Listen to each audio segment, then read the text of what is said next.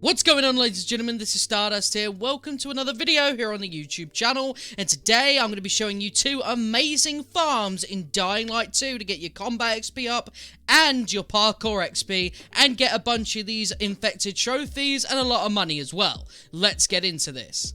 So the first one you can see is currently at Cecil's hideout. Now what I'm going to be doing is I'm going to be using the bridge in front of his house, this one right here, to kind of bottleneck all the enemies as they come to me. Now I do know that there are more kind of easier, less climbable approaches, but this one is also the safest one if you're not very confident. So what you're going to do there is you see a howler, you're going to go down and smack it in the face. This will initiate a chase. Now I suggest taking the route that I am doing. This seems to be sort of the easiest route. The only time it gets a bit difficult is this point here, because obviously I get a bit stuck, but you know, the chase can still go on. So what you're going to notice that I do during this is I do let some of the enemies, you know, hit me. I let them keep an eye on me and stuff. The reason being is because obviously this being a bit safer, a bit nearer a hideout, you know, on a roof and stuff, sometimes the zombies just stop acknowledging you, whereas obviously I want them to keep acknowledging me so I can keep getting that XP and stuff like that.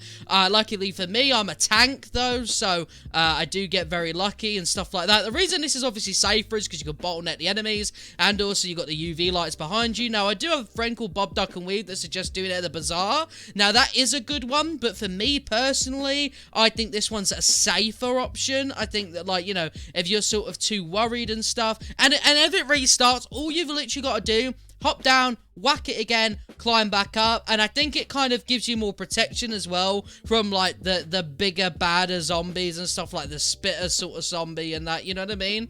And there you go, we're already on level 2.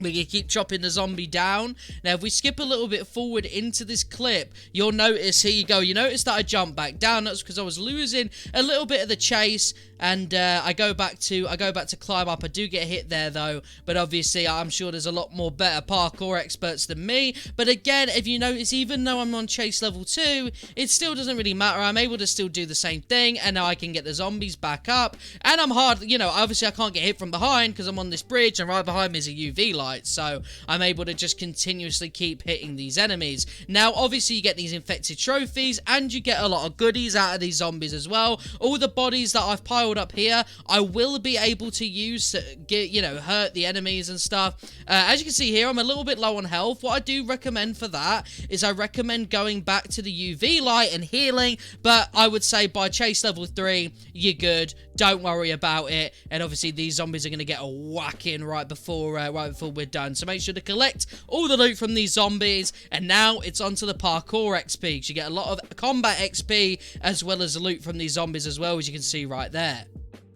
The next one we're going to do for the combat XP is we're going to go to this location here near the trading post.